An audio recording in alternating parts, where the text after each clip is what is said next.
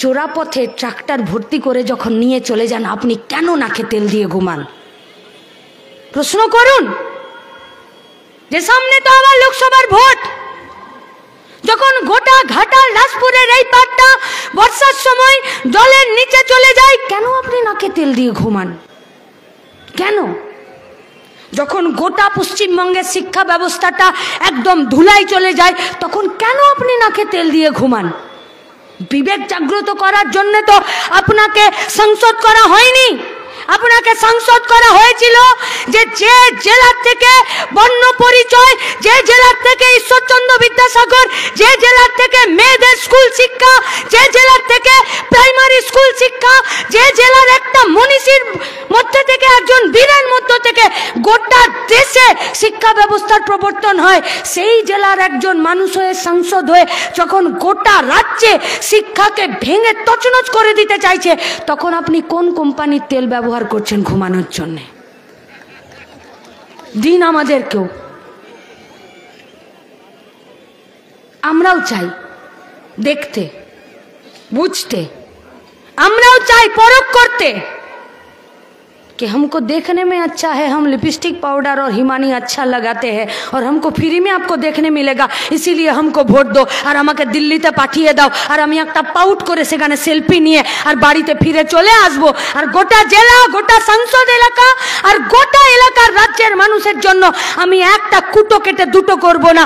তাহলে আপনাদেরকে রাজনীতির বিরাজনীতিকরণ করার জন্য আর গোটা রাজ্যের ভবিষ্যৎকে ধ্বংস করে দেওয়ার জন্য যে দলটা আপনাদের পাঠাতে চাইছে সংসদে, তাহলে আপনি কি শুধুমাত্র বিবেক জাগ্রত করার কাজে থাকবেন? কে ভালো কে মন্দ, কে খারাপ কে ভালো, এইসবের জন্য না। তাহলে শেষ কথা আমার আপনাদের কাছে,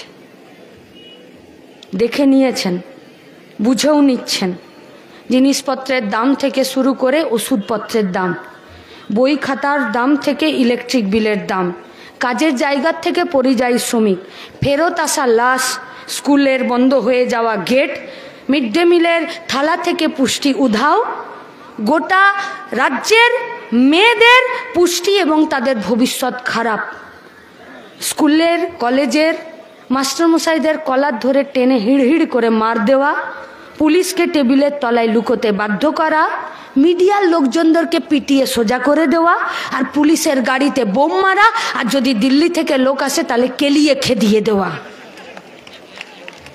এটাই যদি রাজ্যের সংস্কৃতি হয়, এই সংস্কৃতির বিরুদ্ধে আমরা লড়ব। আর এই সংস্কৃতির বিরুদ্ধে লড়তে গিয়ে ওরা যদি এই এজেন্ডাকে ভয় পায়, তাই যদি কেউ মন্দির আর কেউ মসজিদ, কেউ রাম আর কেউ জগন্নাথ করে, আমাদের কচু পোড়া, আমরা রুটি রুজি কাজ শিক্ষার দাবিতেই রাস্তায় ছিলাম, রাস্তায় আছি, রাস্তায় থাকবো, আর সেই রাস্তাতেই আপনাদেরকেও আমাদের পাশে এসে দাঁড়ানোর আবেদন আমরা করতে পারি।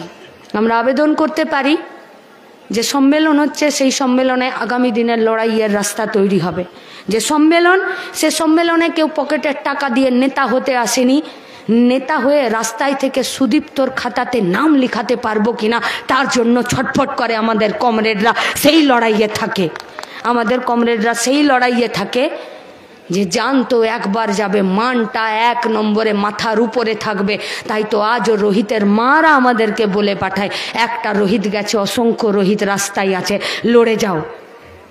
তাই সেই সমস্ত রোহিত, সুদীপ্ত আর স্বপন কোলেদের বন্ধুরা, ভাইয়েরা, বোনেরা যারা রাস্তায় থাকছে, আমরা যারা বড়রা আছি, আমাদের দায়িত্ব হলো এই লড়াইকে তাদের শেষ ডেস্টিনি পর্যন্ত, তাদের শেষ গন্তব্য পর্যন্ত নিয়ে যাবার জন্য তাদের সাথে থাকা, তাদের হাত ধরে রাখা, তাদের হাত না ছেড়ে দেওয়া।